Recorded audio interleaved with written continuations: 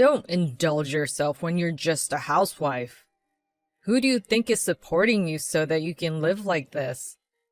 You're just at home and not doing anything every day. Don't you know the saying, he who does not work shall not eat? Despite quitting my job at my husband's request and becoming a full-time housewife, he barely gives me any living expenses and won't let me work. Aggressive and domineering, he would belittle people and laugh at them. This was my husband's true nature. I can divorce you any time I want. You probably can't make it on your own as a full-time housewife with nothing to offer, but if you serve me well, I'll let you stay in this house. Aren't I a nice guy? Show some gratitude. Usually I would say, "You're right. Thanks to you. I appreciate your hard work." There was no falsehood in those words of gratitude. I had faint hope that we would one day respect each other. But now I've reached my limit. I'm going to indulge myself. What? I'll divorce you and make money on my own to indulge myself. What are you talking about? Now I'll show him my true nature. My name is Nancy, and I'm a soon-to-be 30-year-old housewife. I've loved clothes and drawing them since I was a child. I would often draw clothes I wanted to wear when I grew up on the drawing paper my mother bought me. Whenever I was asked about my future dreams in elementary school, I would say I wanted to be a fashion designer. After graduating from a fashion design vocational school, I worked at a general company. Of course, I had hoped to work for a fashion design company to make use of what I learned at school, but it seemed I had no luck at that time, as I unfortunately failed the final interview. Lacking the courage to try again, I ended up working for a company unrelated to fashion design. Around the time I got used to working as an office worker, I met my current husband Darren, who was in sales. I was in administration, so I didn't have much direct contact with the sales department, but we happened to sit next to each other at the company's year-end party, which was the start of our relationship. From then on, whenever we passed each other in the company, we'd exchange a few words and gradually became closer.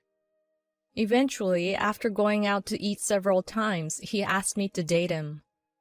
About a year after we started dating, he proposed and we decided to get married. Now we live together in a rented apartment, just the two of us. We don't have any children. I thought having children would be fun, but he doesn't like kids. I can't force him, so there's nothing I can do about it.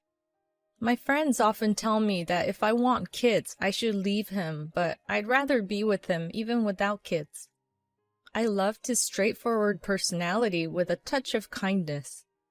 However, about a year after we got married, he changed. I quit my job and became a full-time housewife right after we got married because he strongly wished for it.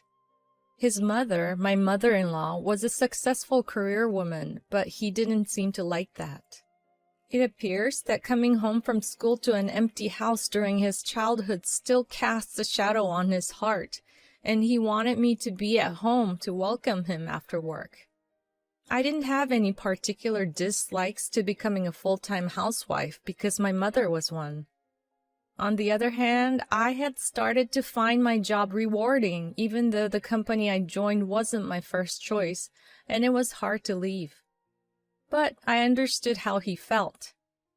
Coming home tired to an empty house must be lonely. I didn't want to make him feel that way since I loved him. So I quit my job and became a full-time housewife. And about a year after becoming a housewife, his behavior suddenly changed one day. Hey, Nancy, you're a housewife, so don't waste the money I earn. What's gotten into you? I'm not wasting money. I genuinely didn't know what he was talking about, so I responded that way, and he raised his voice. Don't talk back. You're just a housewife. Who do you think is supporting you so that you can live like this? You're just sitting at home all day and not doing anything. Don't you even think about being useful to me? Don't you know the proverb, he who does not work shall not eat? At that time, I thought he was just in a bad mood, so I said, I'm sorry. It's all thanks to you, to calm him down. But that was a mistake. Whether he got a taste for it or it became a habit, he kept verbally abusing me day after day. Along with that, he started giving me very little living expenses. This is all I get for this month's living expenses? We can't live on this. Don't complain. Just don't waste money. If you want to waste money, do it on your own. I can divorce you anytime I want. You probably can't make it on your own as a full-time housewife with nothing to offer, but if you serve me well, I'll let you stay in this house.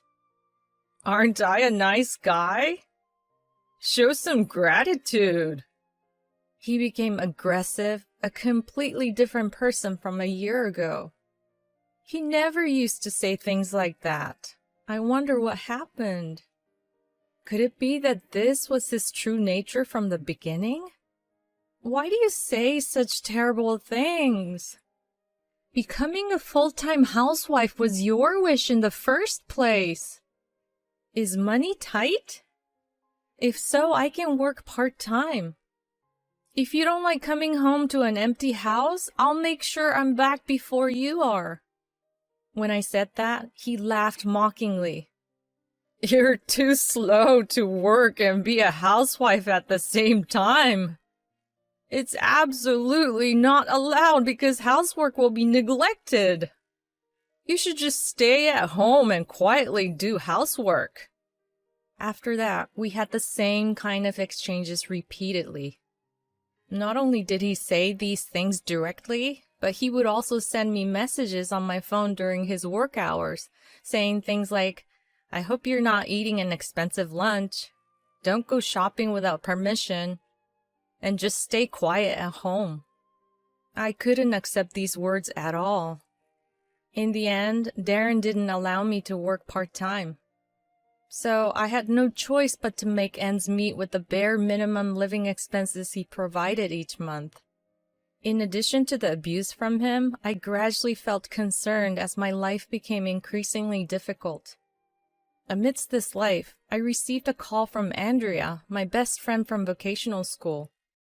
We used to meet frequently and have meals or go shopping before I got married, but we hadn't seen each other in a while.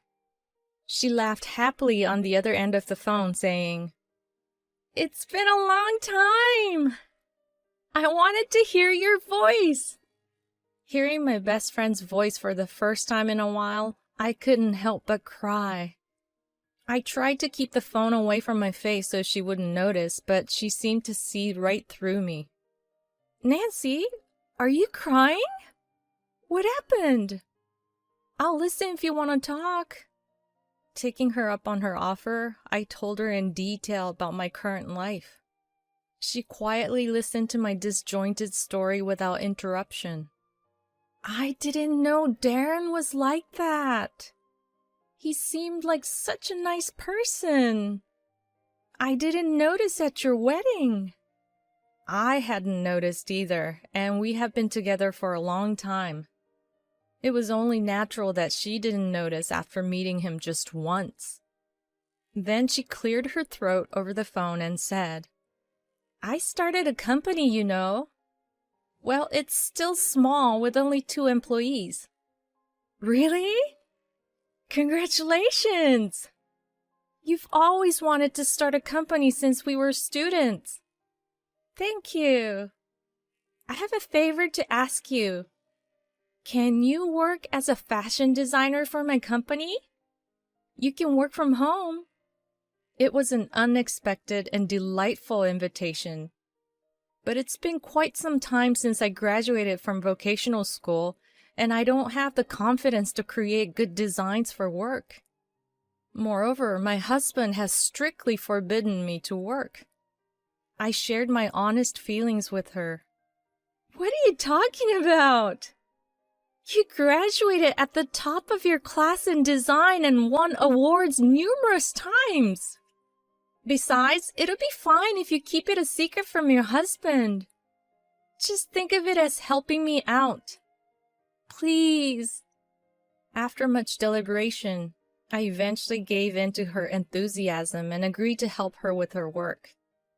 To be honest, I was drawn to the idea of being able to work in fashion design again, so I decided to help her.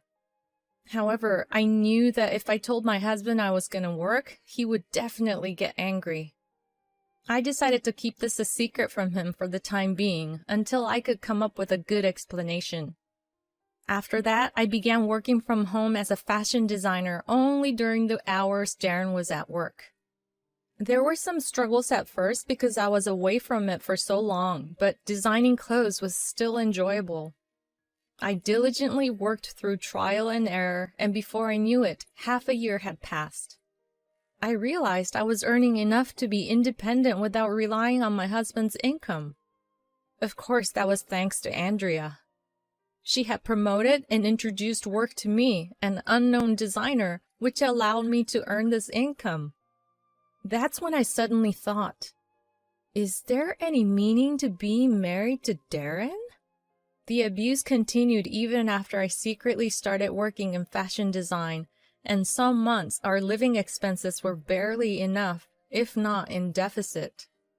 If I were unemployed, without a place to go, and without savings, I would have to rely on him, but now there's no need for that. Wouldn't it be better not to have a husband who lacks empathy and does nothing but insult me? That's it. I'll get a divorce. It felt so natural that I wondered why I hadn't thought of it before. It was as if my vision had suddenly cleared. While my resolve was still unwavering, I called Andrea to declare my decision. Andrea, I'm going to divorce Darren. I've decided to become independent. Finally, you've come to your senses. It's definitely better that way. I'll help you, so don't hesitate to ask if there's anything I can do. With her encouraging words in my heart, I promptly presented Darren with a completed divorce paper that very night. He sprang up from the living room sofa where he had been lying down without even changing his clothes after coming home from work. I placed the divorce papers on the table in front of the sofa. He snatched them up and looked at them closely before throwing them down roughly. What's this? Don't be stupid and talk about divorce. You should be serving me as a housewife for the rest of your life. It suits you perfectly. Besides, how will you live after the divorce? Where will you live? What about clothes? Food? You don't have the money to make it on your own after the divorce, do you? I can't live with you anymore. I became a housewife at your request, but I can't stand being insulted and ordered around. And don't worry about the money. Take a look at this. I shoved something in front of his eyes. Nancy, why do you have so much savings? Were you working behind my back? His eyes widened as he looked at the bank book I presented. Yes, these are the earnings from the designs I created and sold. I used this to supplement our living expenses when there weren't enough. Are you grateful? As I said this, Darren, who had been sitting on the sofa, rose abruptly. He seemed about to insult me again, but instead he drew a deep breath and smiled smugly. On second thought, you can work. If you want to work so badly, you can be the one to earn the money now. I'll become a stay-at-home husband. His intentions were obvious. He was trying to exploit me to the fullest and control me as he pleased. But that's not going to happen anymore. He can barely operate a washing machine, let alone become a house husband. I wish he'd save his nonsense for when he was dreaming. You coward! I won't let you have your way anymore. Fine. Just hurry up and divorce me. I picked up the divorce paper he had thrown earlier and slammed them back onto the table. Perhaps he didn't expect me to take such a hostile attitude, and he shuddered, his shoulders trembling, as he muttered weakly, "Why?" I quickly packed my things and left the house. Thankfully, Andrea let me stay at her place for the time being. At first, Darren, who had been served with divorce papers, grumbled. "I don't want a divorce. I was deceived." But my daily journals, household account books, and screenshots of the abusive messages he had sent sealed the deal, and the divorce went through smoothly. The lawyer I had consulted for the divorce was someone Andrea had helped me find. Thanks to her, I was able to find a very skilled attorney. I really couldn't thank her enough for all she had done for me. When I told her this, she laughed heartily and said, "Don't worry about it. We're best friends. But if you really want to repay me, you can do it through your designs." About half a month later, I found a new place to live. Thanks to her aggressive sales efforts, I was able to greatly increase my opportunities as a fashion designer. Of course, I still have a lot to learn and little experience in taking on jobs, but I'm sure my future is bright. And from what I've heard, Darren's life after the divorce has been miserable. First of all, with me gone, there was no one to do the housework, and the room we used to live in quickly turned into a garbage-filled mess. On top of that, he had no habit of properly managing his suits, so his appearance became sloppy, and he started receiving harsh complaints from clients saying, "Don't send such a dirty person for sales." Furthermore, the complaint issues spread within the company, and his colleagues and subordinates began to distance themselves from him. He was eventually transferred from the sales department to warehouse management. Unable to bear it, he ultimately resigned voluntarily. Without any income and unable to manage his money properly, he quickly found himself in debt and was evicted from his apartment. He is now said to be struggling even to find food for the day. In fact, there was one time when he barged into Andrea's company. I was working from home at the time, so I wasn't there. When she spotted Darren walking around yelling trying to find me, she used her expert judo skills to throw him off. She then promptly reported him to the police, and he was taken away quietly. I was surprised when I heard about it later, and I worried whether Andrea would be targeted for revenge. But at the same time, I felt relieved. She seemed to feel the same way, saying with a mischievous expression, "It was a little scary, but I finally feel refreshed. After all, I have to make sure he pays for all the suffering you went through, right?" I may have failed in my marriage, but I was able to gain something much more precious. I vowed in my heart to cherish the time I have now, working with my beloved best friend on the job I love.